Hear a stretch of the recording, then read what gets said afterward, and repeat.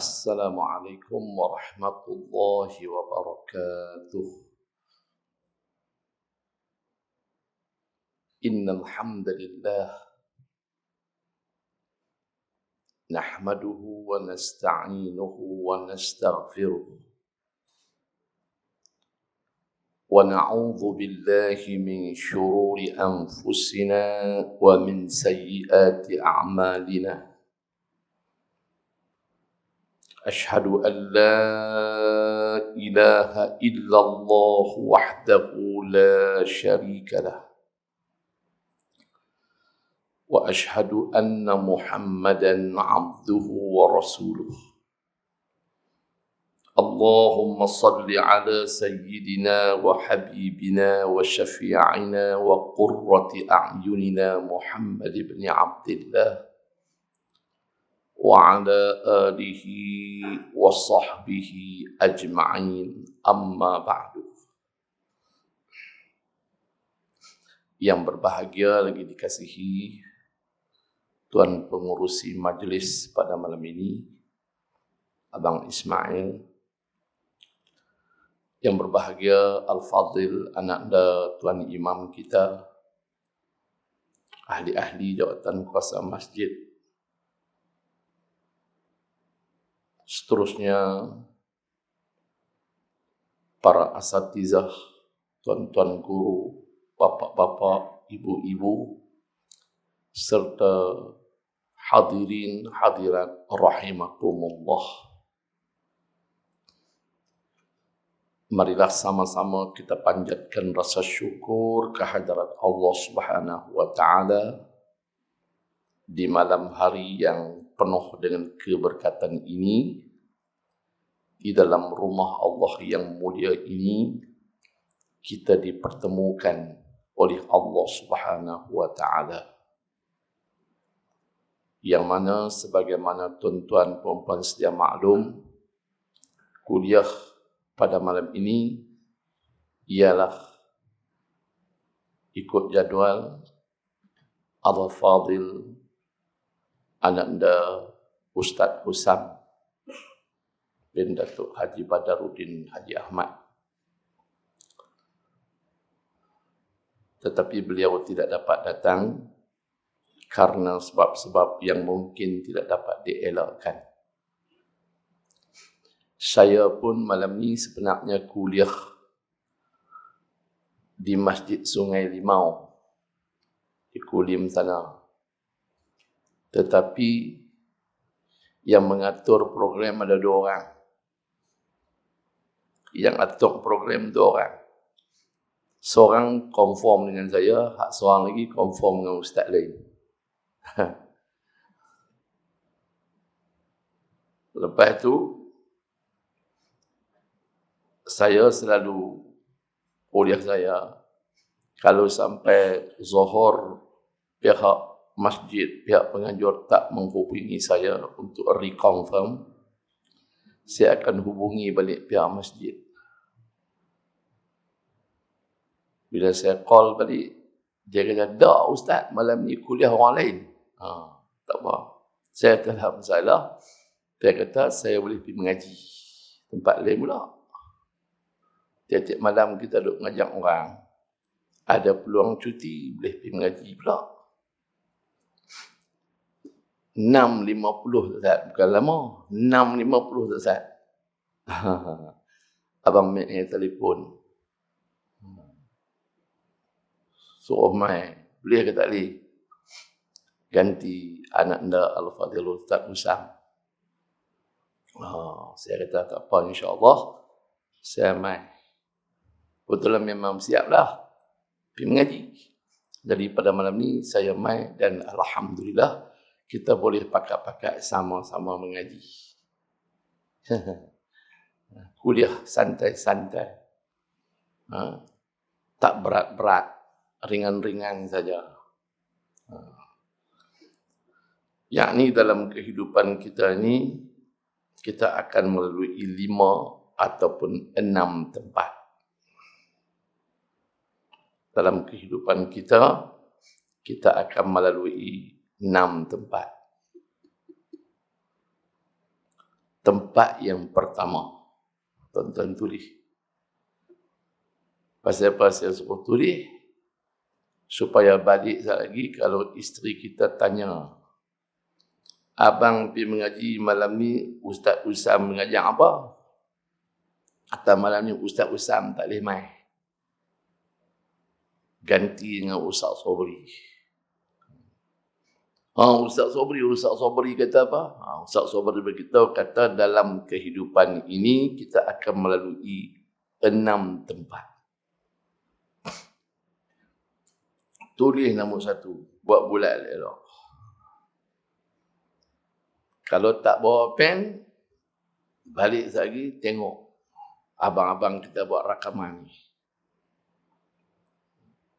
Kalau rakaman live, boleh tengok terus.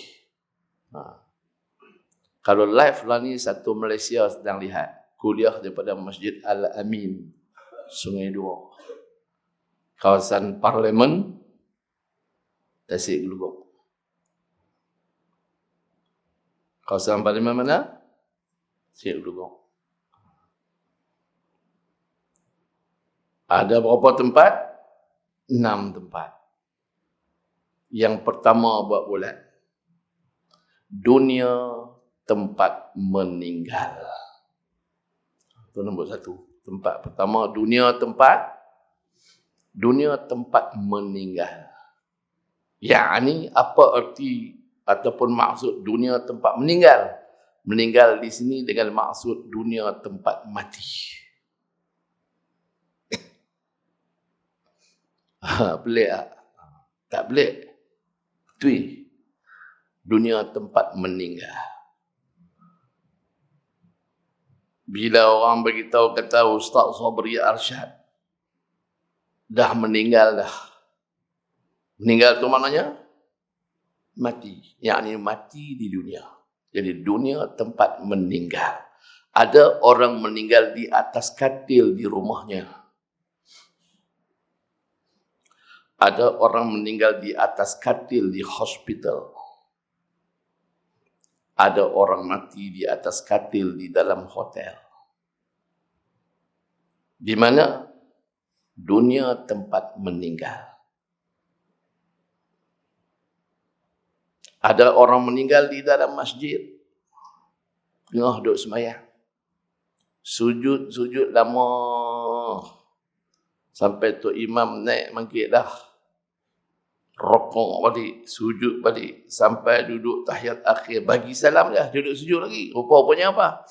Meninggal dah, mati dah semasa sedang sujud. Dunia tempat meninggal. Ada orang meninggal di atas bukit ataupun di atas gunung. Gunung mana? Gunung Jerai. Hari cuti dia buat apa? Dia buat apa hari cuti? Kayuh basikal. Dia kayuh basikal, naik Gunung Jerai. Sampai pertengahan jalan di Gunung Jerai itu, serangan jantung. Serangan jantung. Dan berhenti tungkat basikal. Duduk tepi divider tu. Mati. Mati di mana? Di atas Gunung Jerai. Ada orang mati di dalam laut semasa berada di dalam kapal. Duduk cerita dengan orang, duduk cerita kata naik kapal cruise yang di Penang tu sonok sangat, syok sangat. Bertolak pukul 10 malam, pukul 10 pagi esok sampai balik. Dia pergi ke perairan antarabangsa yang dibenarkan patah balik. Mati dalam kapal. Mati dalam kapal, di dalam laut. Ada orang mati di dalam sungai. Kenapa mati dalam sungai? Duk pelaga ayam. Pelaga ayam sambil berjudi. Diketahui oleh pihak keselamatan, pihak polis di Raja Malaysia. Polis buat kepungan. Jangan gerak. Pang! Dia tembak ke mana? Dia tembak ke atas. Terkejut. Lari. Lari, tak ada tempat lain dah. Di depan sungai. Sungai pula ayak deras. Terjun juga untuk apa? Untuk menyelamatkan diri daripada ditangkap oleh pihak polis. Tak reti nak berenang bila ayak deras dan ayak dalam lemah. Mati di dalam sungai. Dunia tempat meninggal. Ada orang mati di atas kapal terbang. Pergi mana? Balik pada Mekah, buat umrah. Dalam perjalanan daripada lapangan terbang Saudi Arabia, sebelum sampai ke KLA lagi 2 jam lagi, serangan jantung di atas kapal terbang. Orang berusaha dan berikhtiar untuk selamatkan dia. Yang ada pengalaman sikit-sikit pasal nak menjaga ataupun nak merawat orang yang serangan jantung ataupun semput, petiang macam-macam. Tak boleh juga menghembuskan nafas terakhir di udara di dalam kapal terbang. Dunia tempat meninggal. Ada orang meninggal di mana? Di atas kot sepak raga. Minta kro. Syok minta kro. Saya dulu masa muda-muda dulu memang kaki minta kro. Ada orang minta kro. Tengah duduk sonok, feeder angkat bola cantik-cantik. Tahu feeder? Duduk angkat bola, duduk lambung bola. Kira, lompat tinggi dia nak buat libas. Dia libas-libas macam mana tu jatuh silap. Menerap atas apa?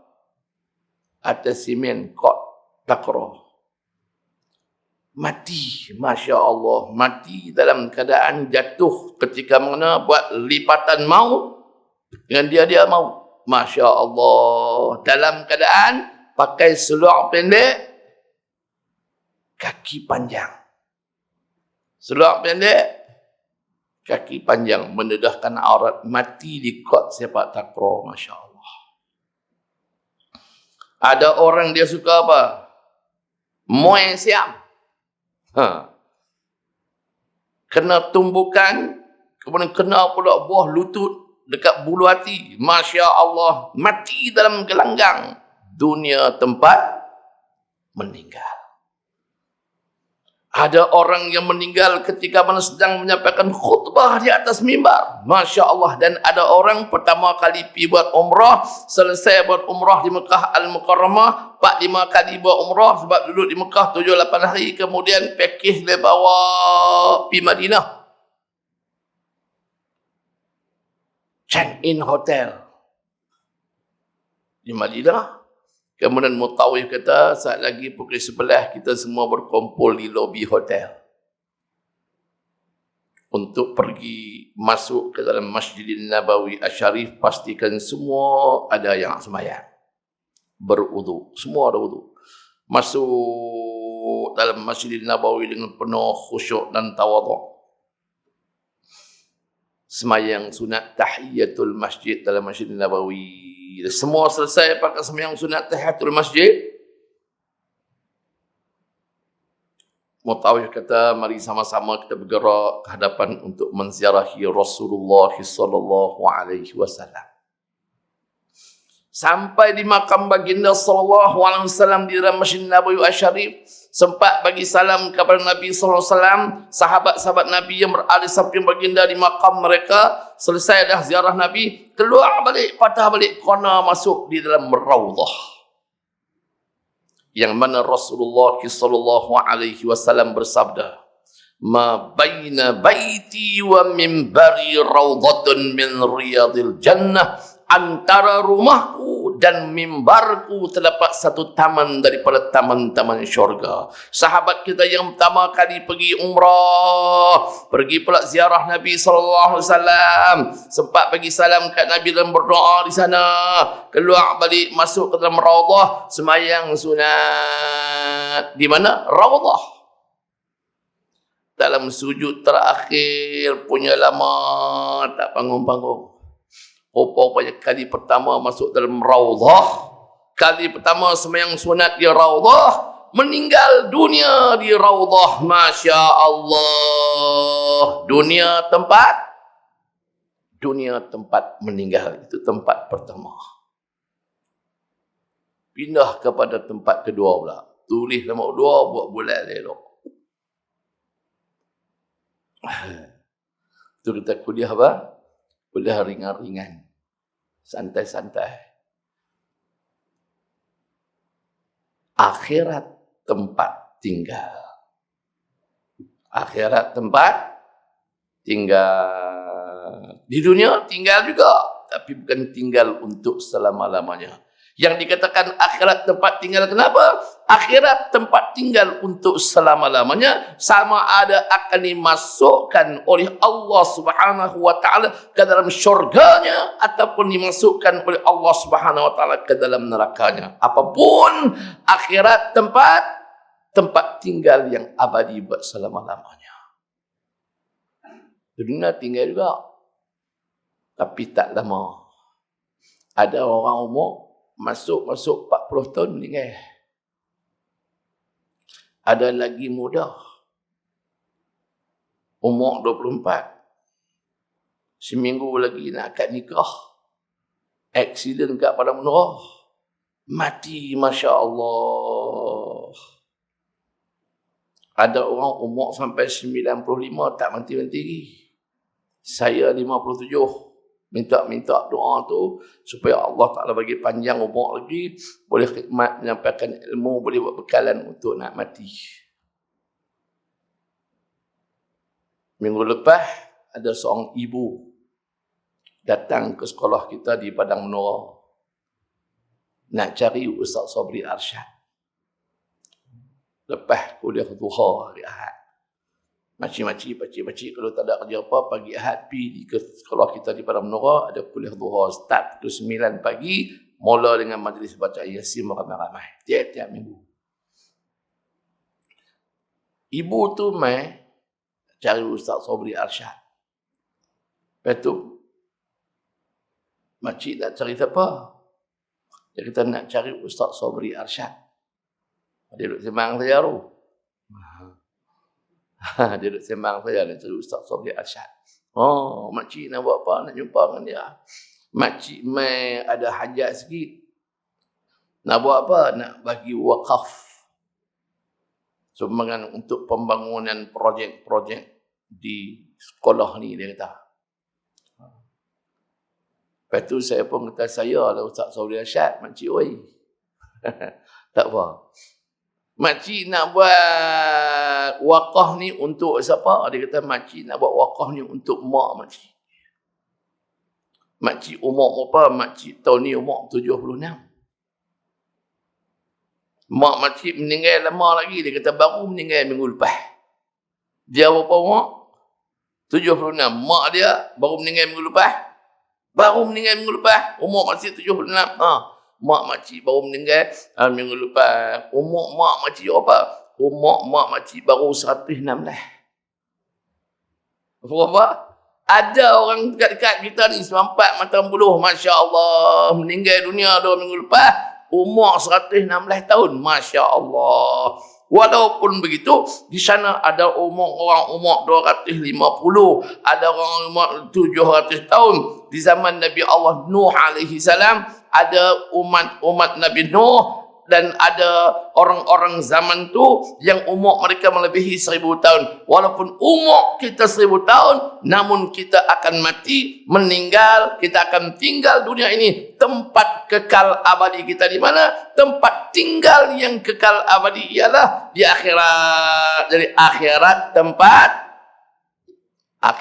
tempat tinggal. Berapa tempat lah? 2. Yang pertama, dunia tempat meninggal. Akhirat tempat tinggal. Yang ketiga,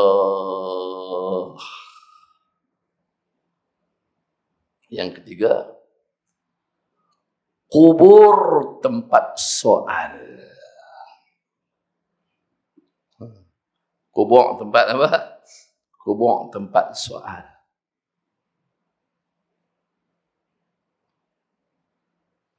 Kita mati esok ni, kita semua dah meninggal. Orang yang hidup wajib buat 4 perkara kat atas kita. Yang pertama, mandikan mayat kita. Yang kedua, mengkafankan mayat kita. Yang ketiga, mendirikan solat ke atas mayat kita. Yang keempat, tanam kita dalam kubur.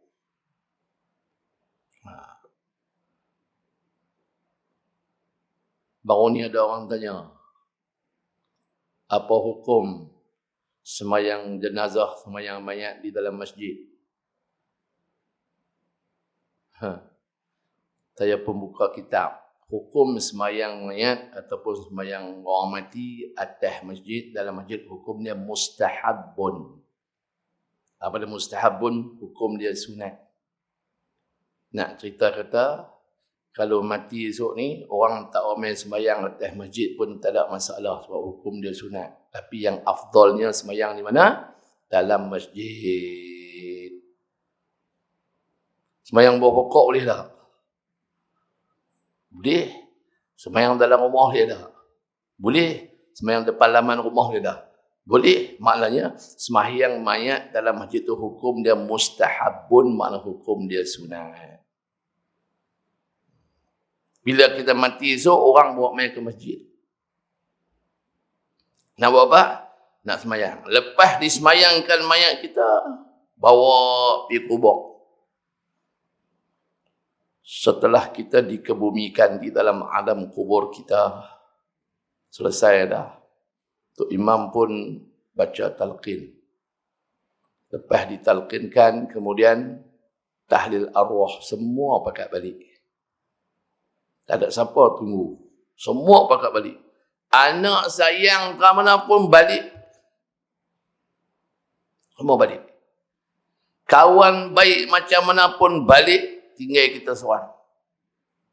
Kita bergerak balik meninggalkan si mayat dalam kubur. Tak ada nak apa langkah. Malaikat mai. Mai buat apa? Mai membangkitkan kita daripada tidur kita dalam alam kubur. Dia mai buat apa? Dia tak mai suruh kita semayang. Dia tak mai suruh kita pergi rajin mengaji di masjid. Dia tak suruh kita bangun malam untuk buat salat malam dan tahajud. Dia tak suruh kita baca Quran. Dia tak suruh kita pergi buat haji dan umrah. Dia tak suruh kita buat sedekah, buat wakaf lagi. Tak suruh dah. Dia main apa? Dia main untuk menyoal. Sebab itulah kubur tempat soal. Soalan-soalan yang bakal diajukan kepada kita dalam kubur bila kita mati kelak. Soalan itu sudah bocor sekian lama. Sampai kita mati duduk dalam kubur pun Tok Imam dia baca talqin, dia ajak kita lagi untuk jawab soalan. Sebab tu orang tu kata apa? Utlubul ilma minal mahdi idal lahdi. Tuntutlah oleh kamu akan ilmu semenjak daripada dalam buayan, dalam dui. Ilal lahdi, sampailah ke dalam liang lahat. Dah mati ke bumi kanda pun, Tok Imam, ustaz-ustaz akan ajak kita talqin untuk jawab soalan para malaikat. Wahai saudaraku Sabri bin sianu. Sedarlah bahawa mati itu benar. Soal jawab di dalam kubur juga adalah benar. Seksa kubur juga benar. Syurga dan neraka juga benar. Apabila engkau kami tinggalkan, engkau akan didatangi oleh 2 malaikat Allah. Maka aku berpesan kepadamu, wahai saudaraku Sabri, Apabila kedua-dua malaikat itu datang untuk bertemu dengan kau dan mereka berdua akan datang kepadamu, aku berpesan, janganlah engkau takut kepada mereka. Sebab kedua-dua malaikat itu juga adalah hamba-hamba Allah seperti kamu. Mereka akan menyoal kepada engkau dengan beberapa soalan. Maka engkau jawablah soalan-soalan yang akan mereka soalkan kepadamu itu, wahai saudaraku Sabri, dengan jawapan yang betul, tepat dan dengan lidah yang fasih.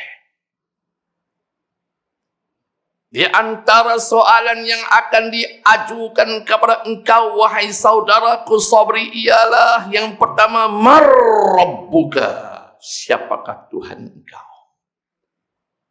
Maka engkau jawablah jawapan itu dengan jawapan yang betul, dengan lidah yang fasih, tanpa rasa takut kepada mereka berdua. Allahu Rabbi, Allah ialah Tuhanku. Allahu Rabbi. Moga-moga kita semua dapat menjawab soalan itu dengan betul dan fasih. Amin ya Rabbal. Kita duduk mengaji. Moga-moga berkat kita duduk mengaji ini, Allah Subhanahu wa taala anugerahkan kepada kita dapat jawab soalan. Masa ada lagi 8 minit. Masuk waktu nak berhenti dan nak terus. Kalau berhenti terus. Maka dia tergantung, tak dapat 6 tempat. Saya mohon kepada tuan-tuan untuk memberi laluan kepada saya dengan syarat jaga SOP. Duduk mengikut jarak yang telah pun dianjurkan kepada kita, penjarakan fizikal. Pakai mask mengikut jarak yang ditentukan. Saya lebih daripada 3 meter tak pakai tak apa. Ada katanya, lagi lepas kuliah saya pakai balik. Ni satu dunia duk tengok ni, dia suruh orang pakai mask, dia tak pakai. Dia ada penjarakan dia, jadi jarak dia saya 3 meter dengan abang-abang kita yang duk ambil gambar. Penjarakan sosial. Tak apa. Bolehlah azan kita terus lebih kurang 10 minit lepas pada azan, insya-Allah saya habis. Agak-agak macam mana anak-anak menantu kita nak jawab? Pasal apa Ustaz kata anak-anak menantu? Sebab anak-anak menantu kita tengok jarang main mengaji. Walaupun anak menantu kita tu nampak baik, tiap-tiap bulan bagi subsidi kat kita sebulan 500. Anak bagi 500, menantu 500. Dua orang mereka dah 1,000 dah. Anak nombor 2 pula, kerja besar, doktor, hak anu pengarah, anak bagi 1,000, hak pengarah bagi 1,000. Masya Allah, 2,000 cepat 3,000 dah. Masya Allah. Walaupun anak kita itu ada BA, walaupun anak kita itu ada MA, walau anak kita itu ada PhD, doktor falsafah, pangkat besar, rajin ataupun tak rajin mereka berada dalam ilmu. Kalau jarang-jarang kita lihat mereka berada dalam ilmu tauhid pun tak mengaji, aqaidul iman pun tak mengaji, usuluddin pun tak mengaji, sifat 20 pun tak mau mengaji. Agak-agaklah anak-anak menantu kita itu mampu ataupun tidak mampu untuk menjawab soalan pertama, man rabbuka, siapakah Tuhan engkau? Masya Allah. Kubur tempat soal. Wa ma imamuka, dan apakah imam engkau? Bukan waman. Wama. Ma, apakah? Man, siapakah?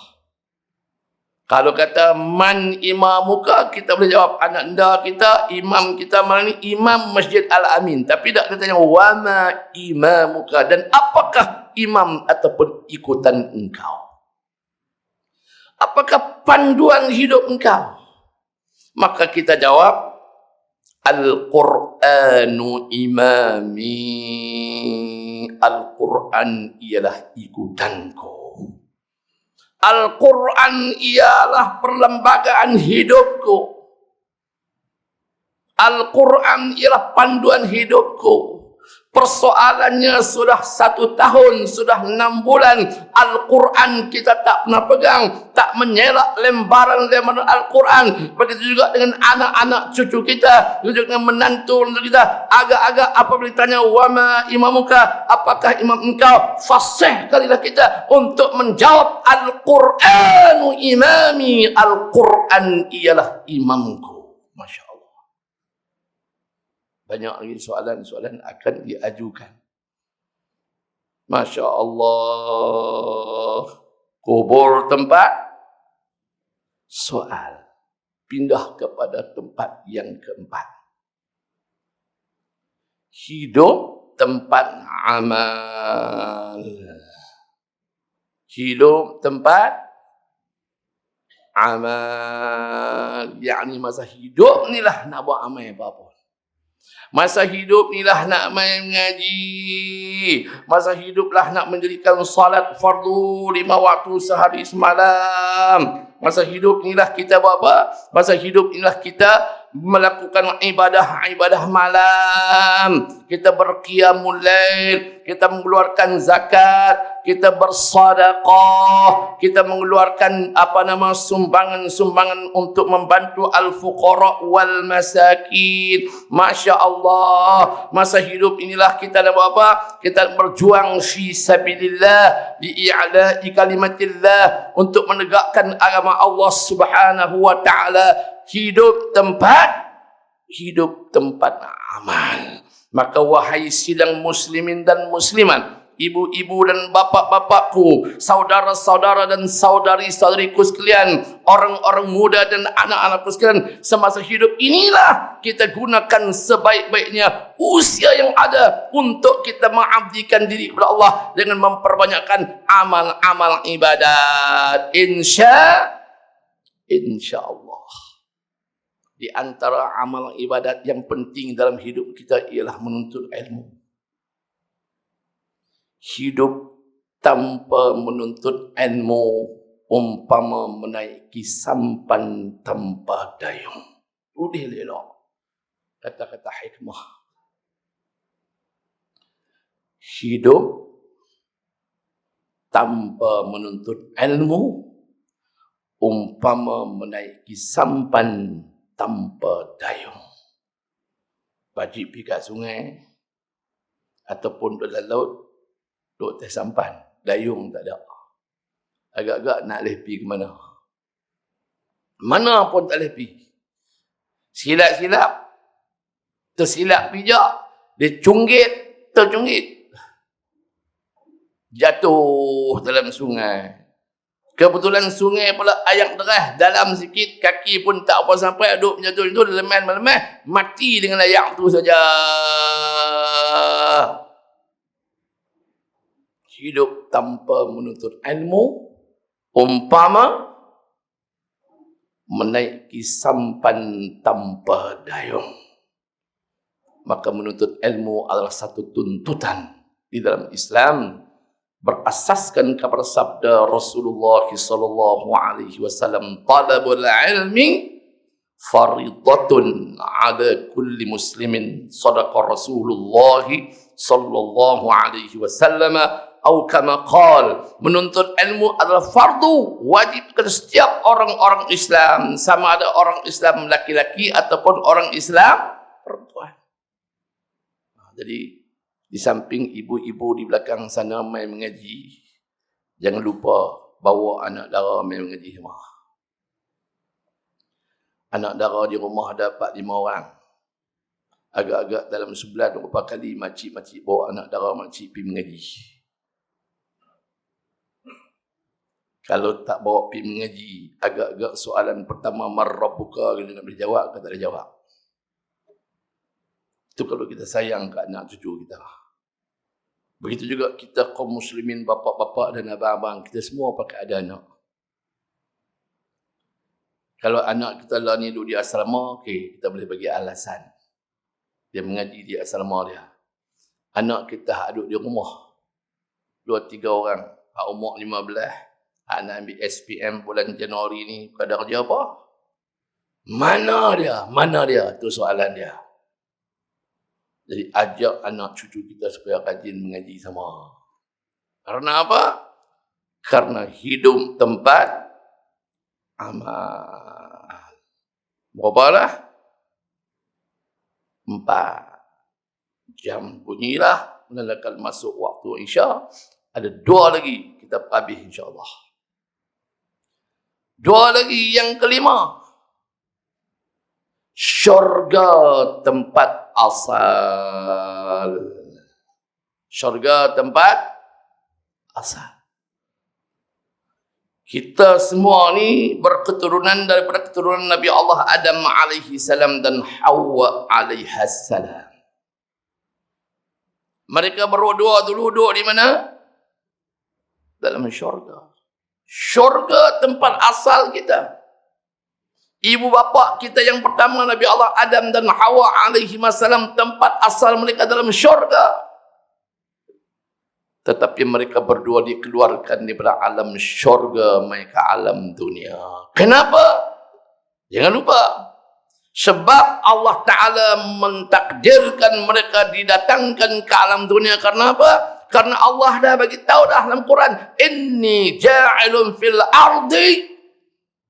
Bagi tambung satu perkataan di belakang. Inni ja'ilun fil ardi khalifah. Sesungguhnya aku akan ciptakan di atas muka bumi ini khalifah. Siapakah khalifah atas muka bumi? Tidak lain dan tidak bukan Nabi Allah Adam dan keturunan baginda.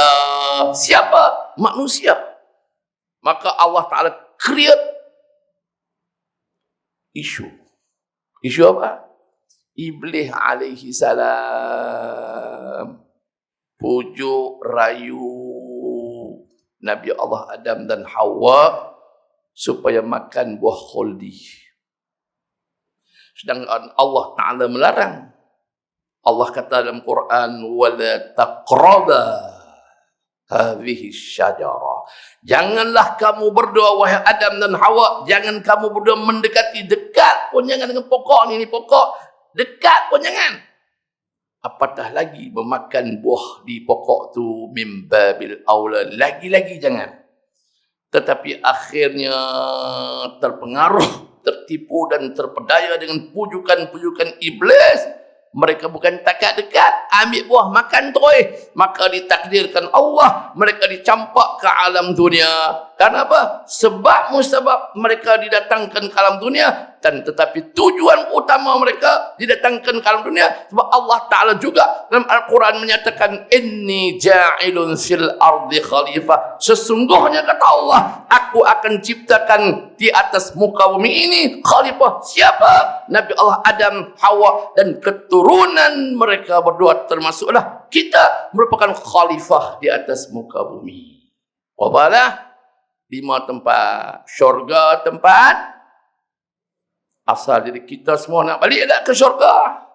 Semua orang-orang yang beriman, sama ada rajin semayang ke, tak rajin semayang ke, rajin main judi ke, rajin melakukan perbuatan liwat ke, rajin berzina ke, makan rasuah ke, tipu orang ke, isap dadah ke, aish ke, dan seumpamanya, bunuh orang ke, asalkan beriman, semua nak masuk syurga. Sebab tempat asal kita ialah di dalam syurga. Berdoa. Allahumma inna nas'aluka ridhaka wal jannah. Ya Allah, ya Tuhan kami, sesungguhnya kami memohon kepadamu akan ridhamu dan juga kami memohon kepadamu akan syurgamu. Berapa tempat lah? 5 tempat. Tempat terakhir. Tempat yang ke-6, lepas tu kita berhenti. Lepas tu kita berhenti. Neraka. Lawan syurga apa dia? Lawan syurga, neraka. Neraka tempat menyesal. Neraka tempat menyesal. Orang tua-tua, tok wan kita, tok-tok kita, cikgu-cikgu kita, masa kita duduk mengaji sekolah rendah, sekolah menengah dulu, dia dah katalah menyesal dahulu pendapatan. Menyesal lah ni, menyesal dulu. Sebelum kita dimasukkan ke dalam alam kubur, dibangkit semula di alam mahsyar, kemudian ditetapkan sama dalam syurga atau neraka, menyesal siap. Menyesal aku di dunia ni buat dosa banyak, dosa ke Allah pun berdosa, dekat Nabi SAW pun berdosa, dekat sahabat-sahabat pun dosa, jiran-jiran pun aku buat dosa juga, kepada suami pun aku berdosa, kepada isteri pun aku berdosa, mak ayahku pun aku berdosa, kepada anak pun aku berdosa juga. Masya Allah, aku berdosa sebab aku buat macam mana, dosa mata aku, dosa telinga aku, dosa mulut aku, dosa kedua tangan aku, dosa perut aku, dosa kemaluan aku, dosa kaki aku, macam-macam anggota aku buat dosa. Menyedari hakikat aku banyak dosa. Kalau aku banyak dosa, mungkin akan dimasukkan ke dalam neraka. Na'udzubillah min dzalik. Maka menyesallah di dunia ini. Kerana apa? Kerana kalau masuk dalam neraka nanti, neraka tempat menyesal. Menyesal di neraka tu, pakcik teriak ke mana pun, meraung ke mana pun, menangis sampai keluar air mata nanah sekalipun tidak ada artinya lagi. Mengalir sampai keluar air mata darah sekalipun tidak ada artinya lagi. Sebab apa? Sebab neraka tempat menyesal. Justru itu menyadari kita takut, kita gerun, kita tak reda, kita tak sanggup nak dicampakkan, nak dibakar di dalam api neraka. Menyesallah semasa hidup dunia ini untuk beristighfar, memohon keampunan Allah, mencari bekalan, mengumpul bekalan untuk persiapan bertemu dengan Allah Subhanahu wa ta'ala. Saya kata cukup dahulu perkongsian ilmu kita pada malam ini. Moga-moga walaupun ia ringkas, ia dapat memberi satu suntikan semangat dan keinsapan serta kesedaran dalam hati dan jiwa kita untuk sama-sama kita jadikan malam ini sebagai noktatut tahawul. Malam ini sebagai apa? Titik perubahan dalam sejarah hidup kita untuk kita merubah sikap perangai kita dan terus membuat persiapan demi persiapan, mengumpul dan terus mengumpul bekalan untuk kita bertemu dengan hari mati yang pasti itu, ya Allah. Sidang muslimin, muslimat, ibu-ibu, bapak-bapak sekalian, marilah kita tadah tangan kita ke langit. Pakat-pakat aminkan doa yang akan saya bacakan. Bismillahirrahmanirrahim. Alhamdulillahi rabbil alamin wa bihi nasta'in ala umuri dunya waddin. Wassalatan wassalaman ala nabiyyina al-Mustafa Muhammad ibn Abdullah wa ala alihi wa sahbihi ajma'in. Ya Allah, Ya Rahman, Ya Rahim, Ya Wadud, ampunkanlah akan segala dosa-dosa hamba-hambamu yang terlalu banyak ini. Dosa-dosa ibu-ibu dan bapa-bapa kami yang terlalu besar pengorbanan mereka untuk kami, Ya Allah. Ampunkanlah juga dosa-dosa kesemua isteri-isteri dan anak-anak menantu kami, dan dosa-dosa seluruh umat Nabi Muhammad sallallahu alaihi wasallam di mana-mana sahaja mereka berada, ya Allah. Ya Allah, ya Tuhan kami, Engkau lembutkanlah hati-hati kami dan lembutkanlah hati-hati anak-anak cucu kami, ya Allah. Ya Allah, ya Tuhan kami, Engkau anugerahkanlah untuk kami nikmat iman dan Islam dan nikmat istiqamah berpegang dengan ajaran agamamu yang dibawa kepada kami oleh Rasulullah sallallahu alaihi wasallam. Ya Allah, ya Tuhan kami, apabila Engkau akan mematikan kami nanti, Engkau matikanlah kami semua di dalam iman dan Islam, di dalam husnil khatimah, dan janganlah Engkau matikan kami di dalam su'il khatimah. Rabbana atina fid dunya hasanah wa fil akhirati hasanatan wa qina adzaban nar. Wa sallallahu ala sayyidina Muhammadin walhamdulillahi rabbil alamin. Taqabbalallahu minkum. Wassalamualaikum warahmatullahi wabarakatuh.